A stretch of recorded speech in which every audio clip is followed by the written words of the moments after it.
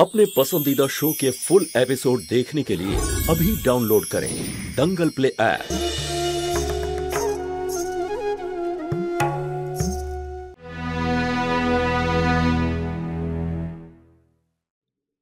তোমাকে একটা কথা বলি, কথাটা হলো তোমার এই মুখ থেকে না অনেক সময় খুব খারাপ কথা বেরিয়ে যায়।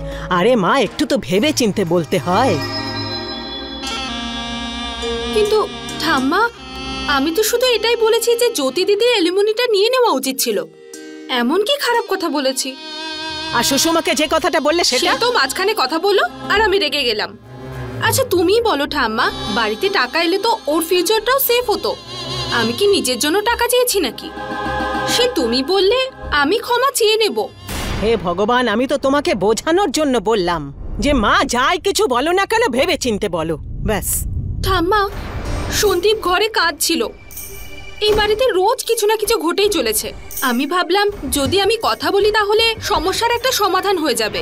কিছুদিন হলো এসেছে এই মেয়ে, আর এমন ভাবে কথা বলছে যেন বাড়ির কর্ত্রী হয়ে গেছে। বাপের বাড়ির থেকে এমন ভাবে শিখে এসেছে যেন সকলের উপরে লাঠি ঘোরাচ্ছে। কি বলছো ঠাম্মা? কিছু বুঝতে পারলাম না। আরে কিছু জ্যোতি। আরে দিদি, দিদি তুমি জলখাবার খেয়েছো?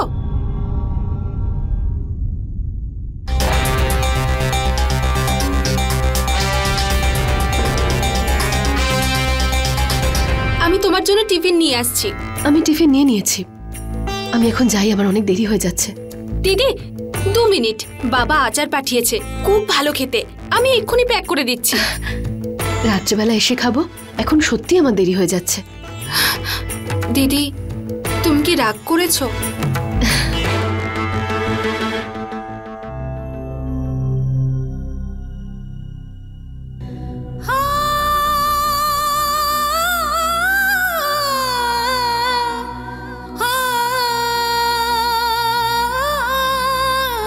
কেমন একটা মেয়ে, সব সময় বকবক করেই যাচ্ছে। নিজের বাপের বাড়ির সবকিছু ওর কাছে অনেক বড়, একবারও আমার জ্যোতির কথা চিন্তা করে না।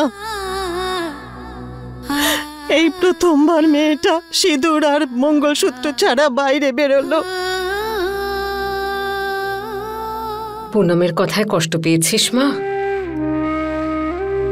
আরে মনের দিক থেকে খুব ভালো মেয়েটা, শুধু মুখের ওপরে কথা বলে এই যা।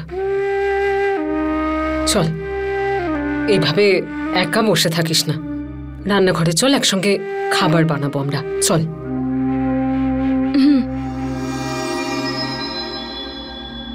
দেখ, তুই তো কত বুঝিস মা, তুইও নিজের রাগকে একটু কমাতে শেখ।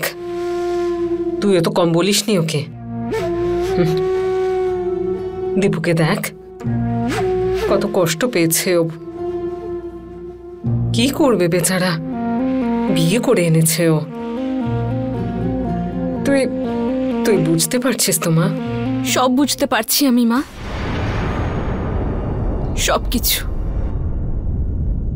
এই বিয়েটা টিকিয়ে রাখতে হবে, তাতে যাই হয়ে যাক। ওই দিন আমি একটু নেল পলিশ লাগিয়েছিলাম, তখনও তুমি বৌদির হয়ে বলেছো। কাল যদি ও আমায় একটা চড়ও মারে না, তখনও তুমি ওর হয়েই কথা বলবে, বুঝিয়েছিলে তুমি আমায়। আর এখন আমি বুঝে গেছি, কিন্তু আমি কি একটু শান্তি করে কাঁদতেও পারবো নাকি? এতেও কোনো সমস্যা আছে তোমার আর তোমার বৌমার?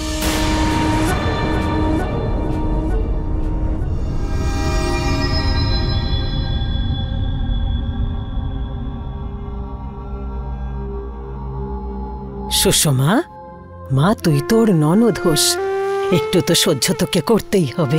পরিষ্কার করে বলো না ঠাকুমা, কারণ এটা আমার বাড়ি নয়, তাই আমায় সহ্য করতে হবে। আর আমি জ্যোতি দিদির মতো তো কোনো কাজও করি না, কথা তো আমায় শুনতেই হবে, তাই না? না রে মা, কারোর বাড়িতে যদি রান্নার কাজও করতাম, কিন্তু এর জন্য তুমি সেটাও করতে পারছি না। বলেছিলাম আমি সবাইকে, চাই না আমার এই বাচ্চা, চাই না। আমি তো বোঝো ঠাকুমা এই বাড়িতে, না রে তারপর বাবা, আবার এই আসছে এখন। না রে সুষমা, না এরকম বলিস না আমার সোনা।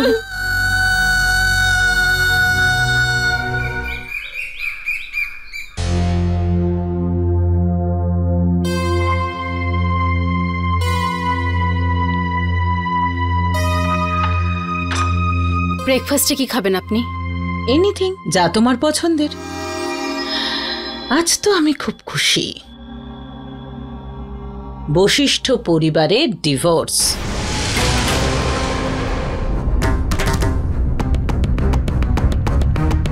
বৌমার উপর চরিত্রহীনের আরোপ।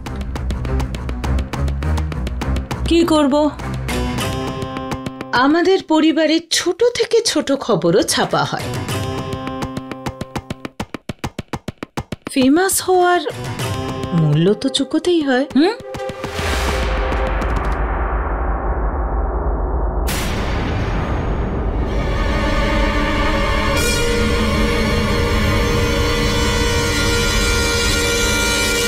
নতুন ডানা ডানা ছেঁটে দেওয়ার চেষ্টা বশিষ্ঠ পরিবারের দ্বারা।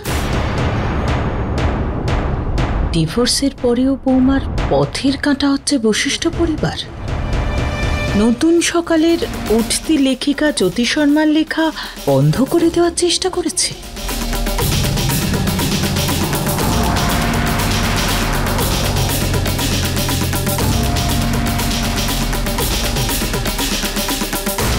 আমাদের সম্পাদককে বাড়ি ডাকলেন, আর পরিবারের একজন সদস্য এটাও বলেছেন যে যদি জ্যোতি শর্মার লেখা ছাপা হয় তাহলে বশিষ্ঠ গ্রুপ অফ কোম্পানির সমস্ত বিজ্ঞাপন ব্যান্ড হয়ে যাবে। ছোট মা,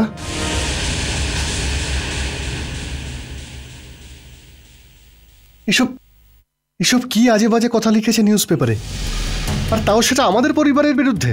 ওদের এইসব ছাপার সাহস কি করে হলো? ওদের কে হুমকি দিতে পারে ছোট মা? আমাদের পরিবারে এমন কে আছে যে এসব করতে পারে?